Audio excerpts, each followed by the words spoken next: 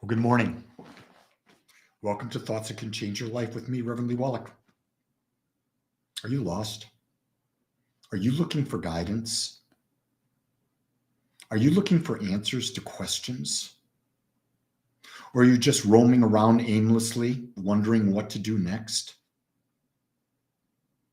Here's something that I've discovered, and it's taken some work, and that there's an infinite wisdom that's everywhere. It surrounds us, and yet it's within us. But if we're not paying attention, we will never get the answers we seek. We tend to believe that we have to go outside ourselves to find these answers. And there are people that can give us clues. But what I have found is that the true answers for me, because the answers I seek are unique to me. The answers that you seek are unique to you. Why is that? Because we're all unique. There's never been another Jean, another Maylan, another Wendy ever on the planet, another Kai. You are the only expression of you that will ever be, that ever was. And so the answer that you're seeking is unique to you. But when we can embody the idea that there is an infinite wisdom, an infinite power that's available to us all the time, 24/7, 365 for eternity, if we can be aware that that's there, then the question we must ask, if we think there's a possibility, how do I tap into it? How do I get those answers? I think there's an ancient saying in the Bible, be still. Be still and know. Be still and know I am. And you can break that apart in many ways. But for today, I'm going to just break it down and say, be still and know. What wisdom is there in that saying? Think about this, the wisdom of be still and know. It's saying, close your ego down. Be still. Listen. Ask the question and listen and believe that the answer will come. We did that in meditation this morning. What I did is I guided people into their third eye chakra, the chakra between your eyebrows and the center of the brain. That's the chakra of infinite divine wisdom. Most of the time, we're not hearing it. We're not there. And then once I got them focused on that, then I asked them, and this is a great question to ask you, who would you say are your 4, 5, or 6 top guides? If you could pick anyone that ever lived on the planet that you believe was wise beyond.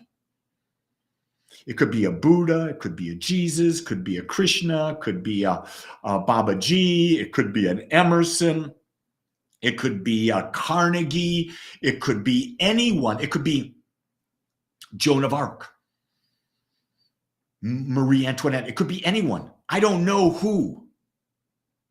But if you could identify those people, Mother Teresa, Marianne Williamson. What if you could tap into the wisdom of Bob Proctor, who now passed? If you identify those 4 or 5 people,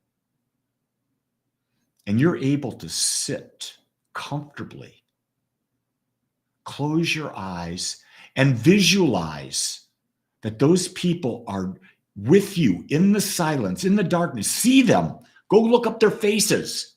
See what they look like so you can create a mental image of them. And then be still with them. And see that their energy and your energy are united into you, into one energy, into one intelligence. And then ask the question that you're looking for an answer. That's right. Think of the question that you want an answer to and ask it. And once you've asked the question, know that they're there to serve you. And all you've got to do is be still. and listen. And that answer may come in that moment. It may take 5 minutes. It may come the next day. But if you don't ask the question, no answer will come. Here's a key thing. Are you asking empowering questions? A question like, how do I get out of this pain? No, not a good question. How do I live in the moment and experience a fulfilled and meaningful life?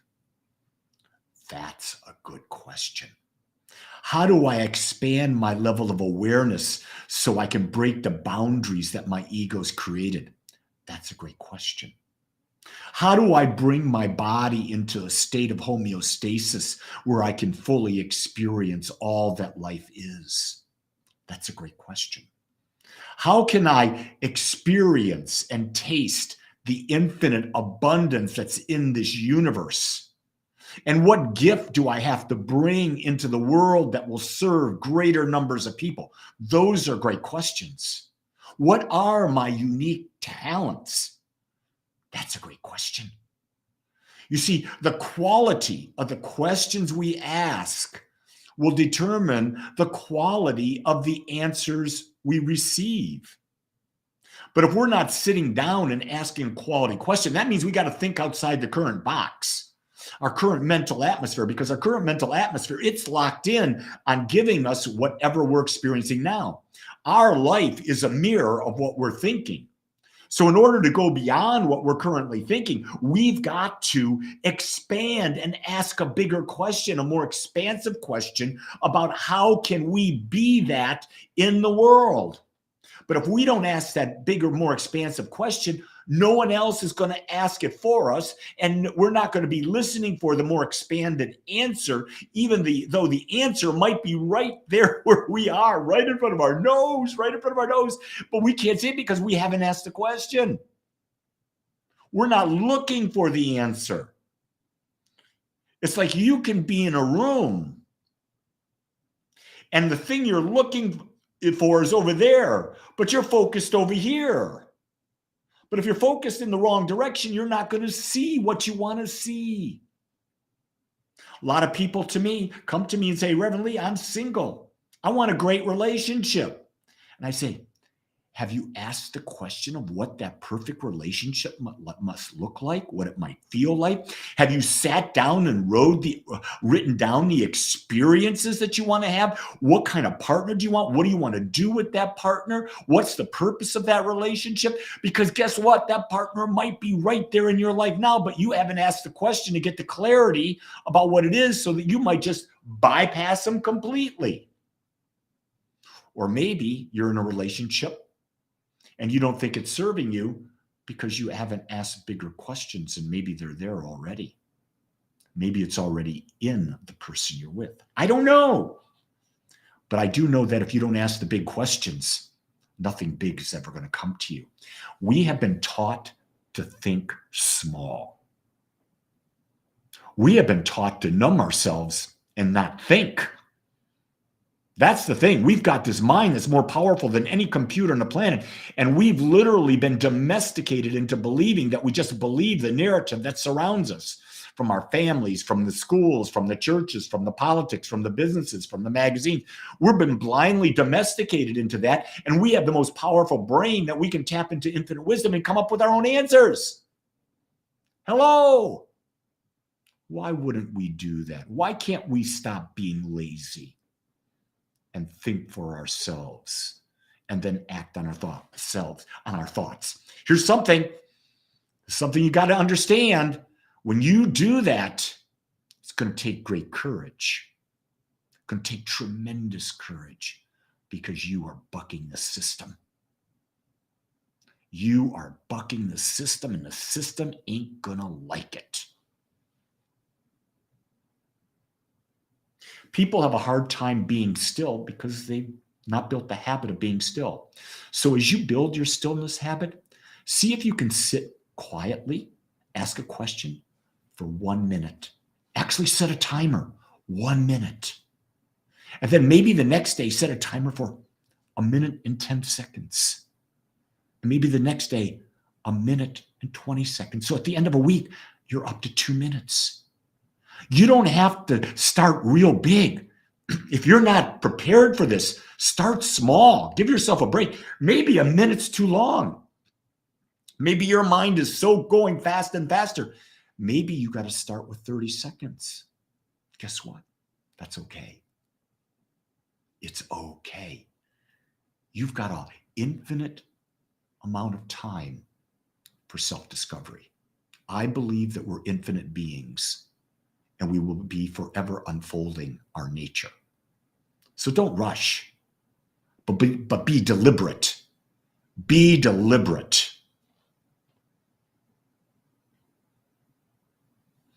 Exactly, Jordan, but that's a little, people get confused when you say action is the transfer of thought from potential energy into kinetic energy.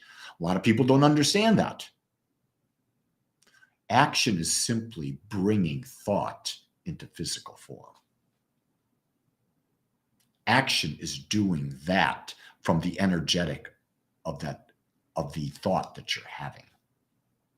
Most important thing is the emotion that you put behind the action, the emotion you put behind the thought, the emotion you put behind the words, the emotion you put behind the visualization, because the emotion you put behind it, my friends, that gives it its power.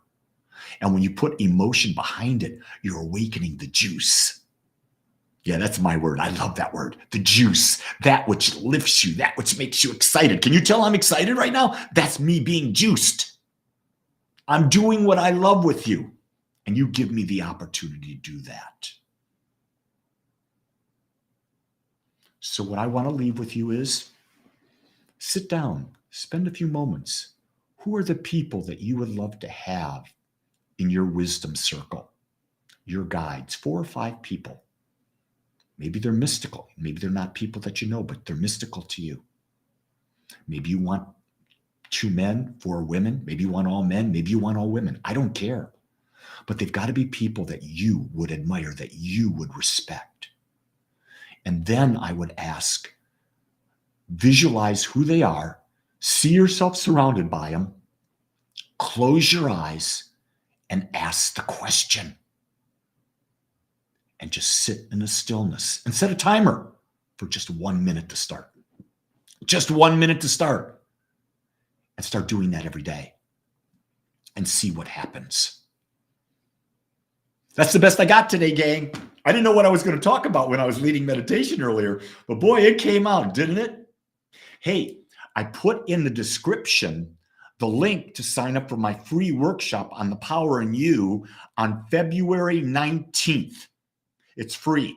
Below it, I've also put the link. If you haven't bought my book, The Power in You, it's there for you to buy. 2 great investments. One's free. One, if you get the Kindles, like $9.99. One, if you get the paperback, $14.99. Are you worth it? Hell yes. I give you the best wisdom I've got. And maybe it'll transfer and help you see things clearer.